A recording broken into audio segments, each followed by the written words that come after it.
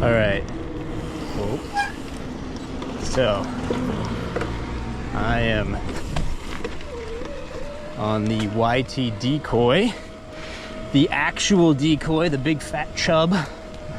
We were on the smaller chub earlier, and oh boy, right now I'm in boost, and I feel like I'm doing nothing, and I'm going up this fairly steep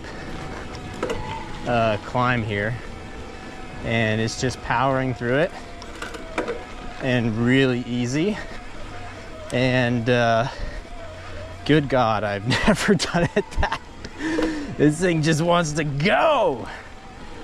This thing just wants to skedaddle, get out of town.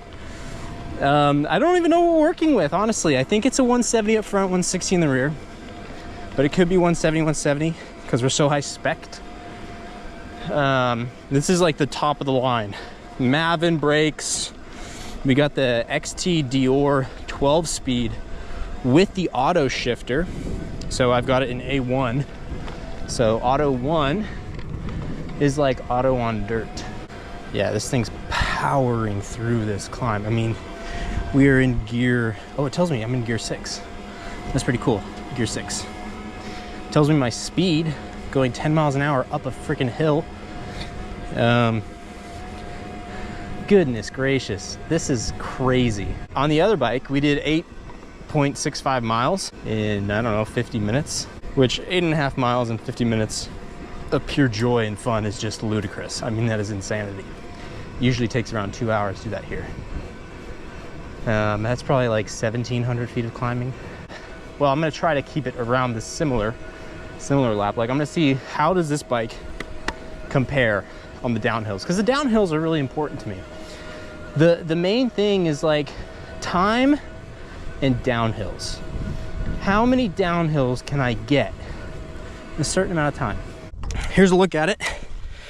I give you the grand tour.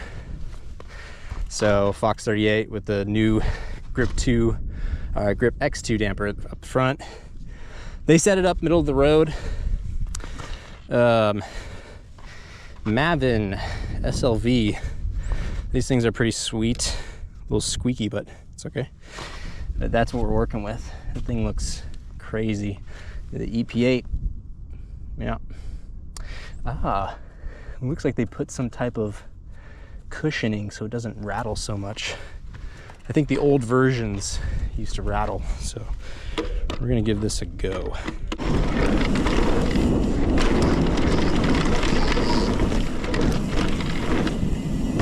Wow.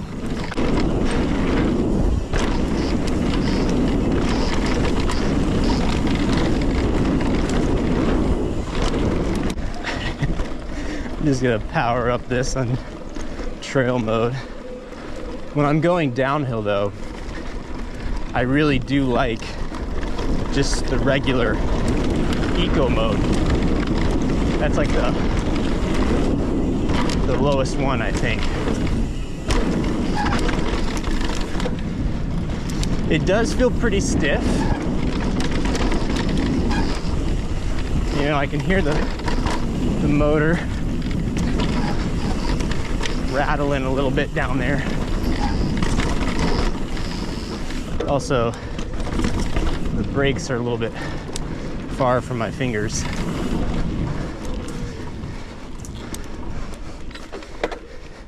Okay, so it just auto shifted for me, which is kind of cool.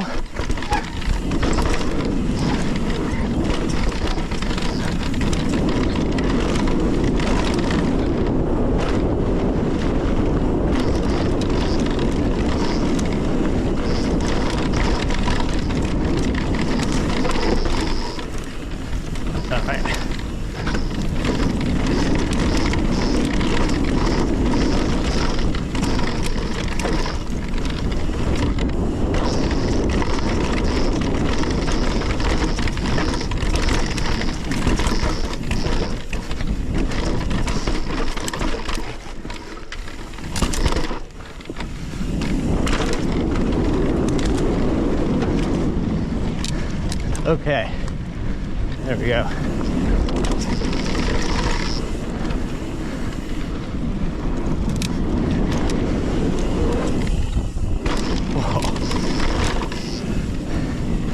These bikes just love to get air.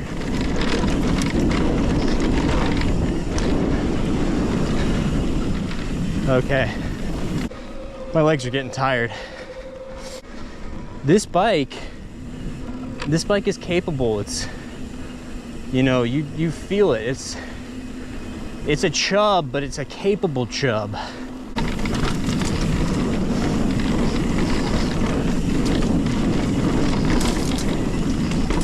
Whoa. All right. Hey, must be a connector trail. Yeah. It's so impressive how fast I'm going 12 miles an hour uphill. I'd be going freaking 2. I'd be going 2 on my analog. Easy. Nice.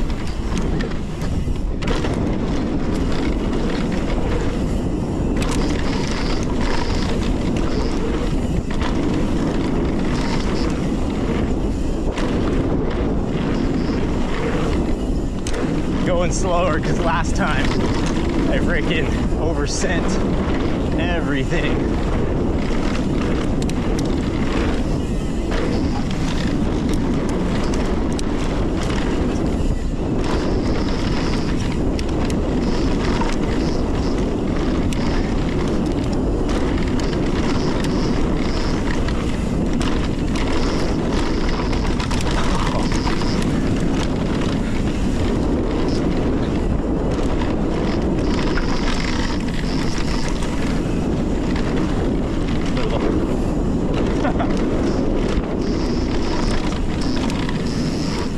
Okay, like honestly, this thing, I can move this thing around, you know? I don't feel like so.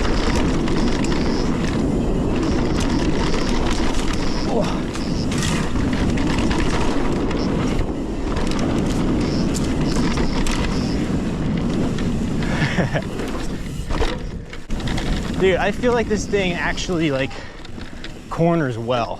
It feels pretty responsive in the corners. I think the suspension feels a little stiff.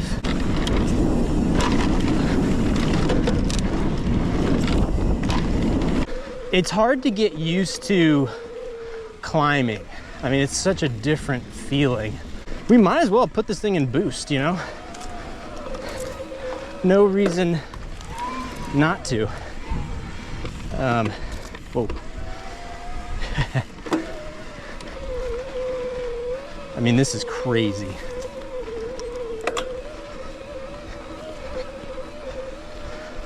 Makes you think like, oh, I can climb anything. All right. Been a while since I've been down Bronco, so I'm gonna give that a rip.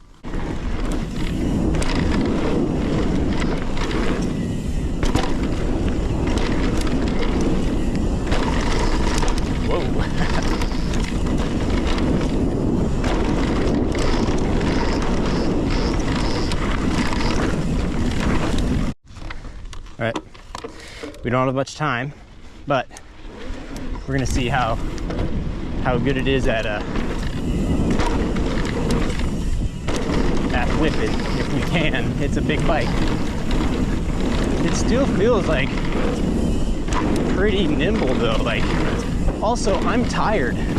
My battery's running low. You know what I'm saying? And this thing's just, whoa.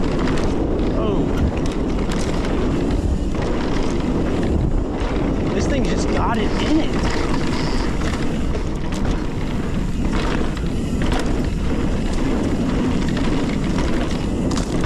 That is a poppy jump.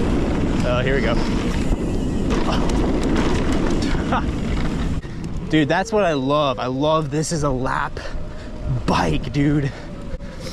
If you had to decide, right, between this bike or the Supernatural, the SN, the lighter e-bike, good God, brother, I don't know. I don't know. I'd have to test it on like chunk and steep, so we'd have to probably go up and hit like 6 kids. That sounds so bad. It's a trail name. 6 kids. So it's a steep trail, but man, dude, this is just flying. This is crazy. All right, we're gonna hit these jump prooskies. Oh yeah, dude. That's so sick. And it can handle it, you know? It's got it in it. And I'm pushing it. I push it. I push it.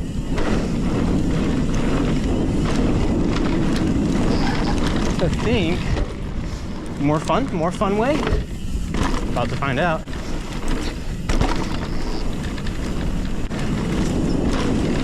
Oh, bush cap. There we go.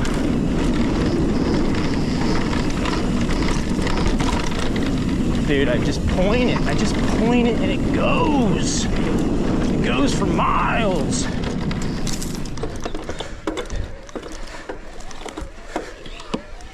All right. Yeah, so we're in eco mode. We used up 1 bar of the battery and we were in like boost the entire time, which I need to get back into to get back on time. But this is what I'm talking about, dude. This is what I'm talking about. You freaking rip on this thing. And it's like, oh, you only have an hour to ride. It's like, no problem. No problem. You want to hit 7 trails in an hour? No problem. I am flabbergasted. I didn't know what to expect. I pretty much go into most things not knowing what to expect. Where it's like, just let it hit me, you know?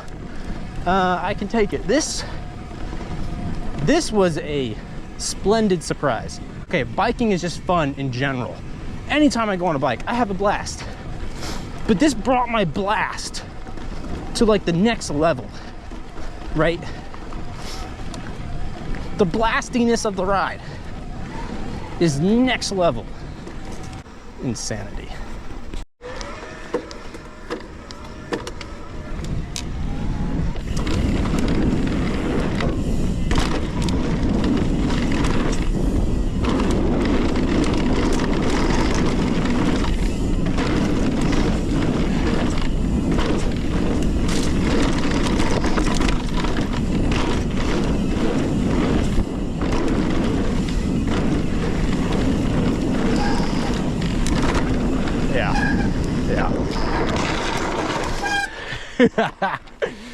Oh man, what a freaking ride. What a ride. All right, hope you liked that video so far. I'm gonna keep this, I'm gonna try to keep it quicker than last time. So this bike was the YT Decoy MX Core 5, which it was a size large. Now, what's interesting about that is that if you look at the geometry of this Decoy compared to the Supernatural, it's very different between sizes. The MX, the full power Decoy's reach is 449 millimeters, whereas the SN is 475 millimeters. That's a big difference. I think that's almost a complete size difference. So it seems like the large SN is almost like the extra large full power. Now, I'm thinking the reason that they did that is because, well, one, maybe they're trying to get back onto like normal sizing. YT's always kind of been you size up for everything that you get from them because all of their geos are kind of one size off, essentially. But I also think that maybe things are a little bit smaller, a little bit shorter.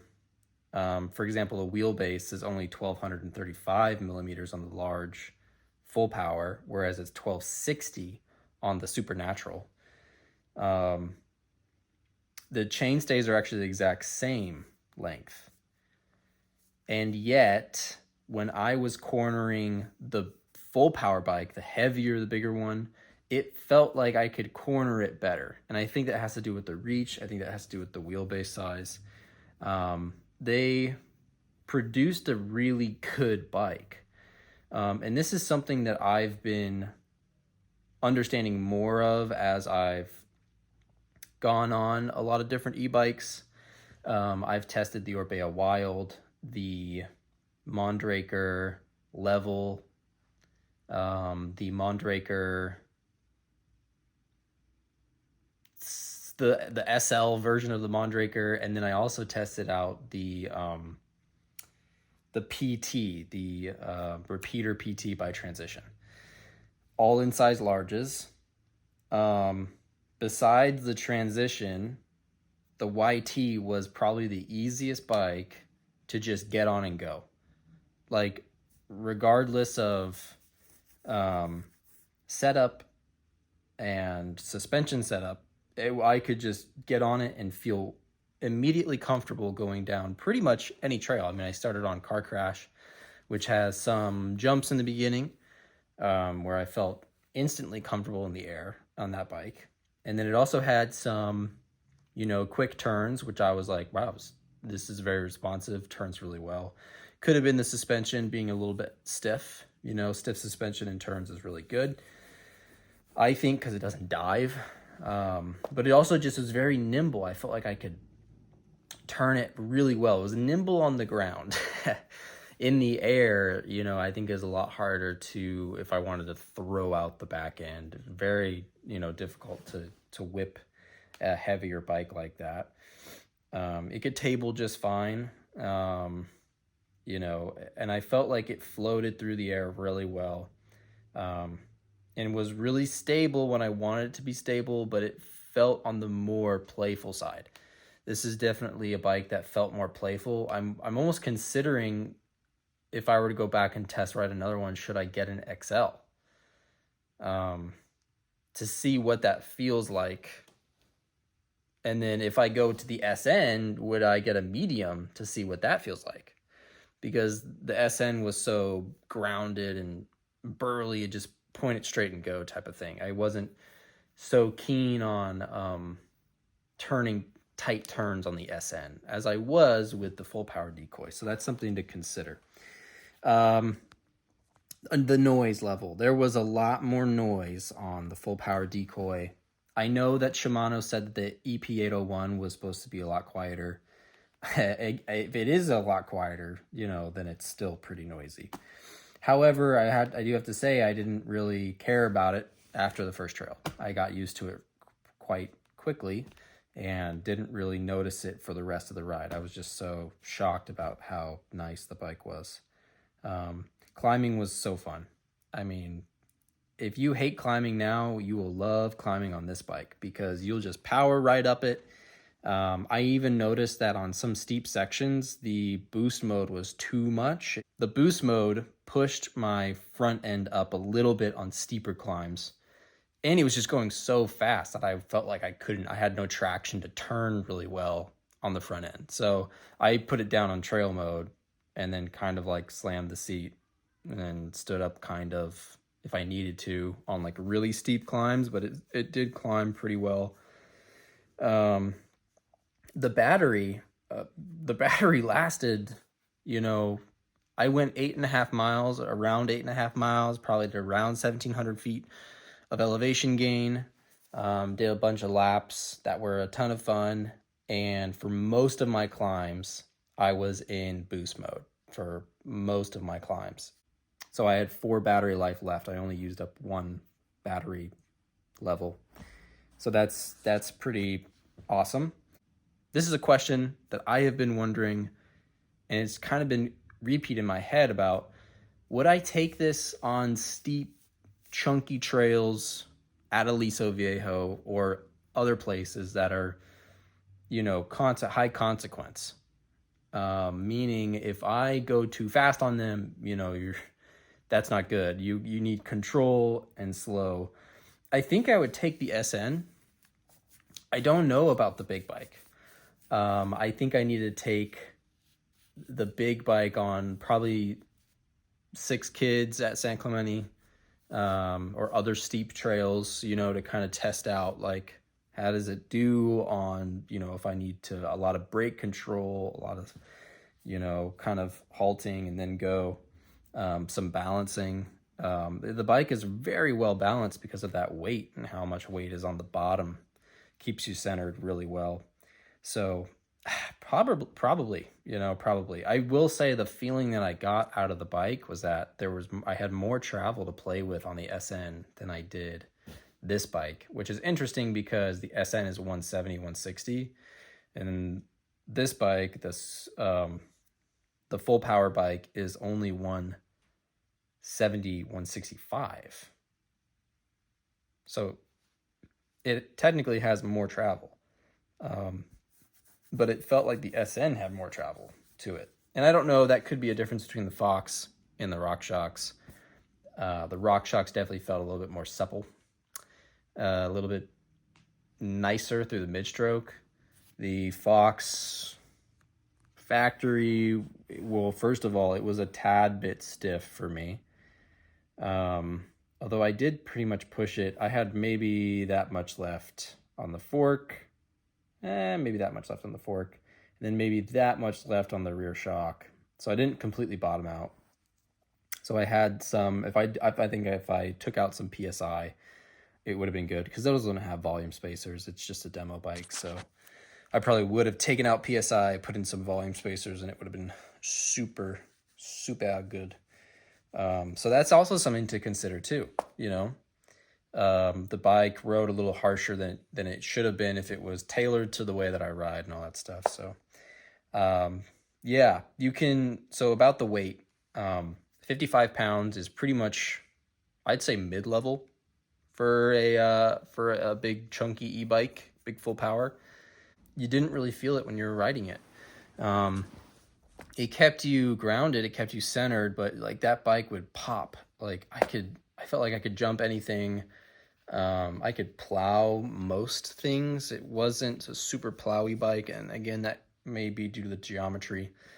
But yeah, so those are my thoughts on it.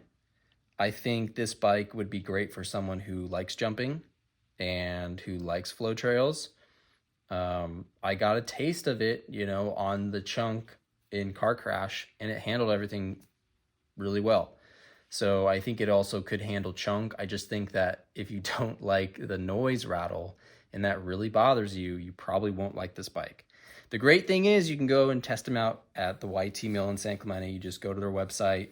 You go to the hamburger menu, click on the demo, and then go to San Clemente YT Mill or wherever you live. They have one in Bentonville. They have one in Shirley Hills, I think is what it's called. I don't know. It's all the way in England. So those are my thoughts. Let me know in the comments what you think if you've ridden the bike. I'd love to hear it. And hope you guys have a shred-tastic day. We will see you next time. Ciao skis.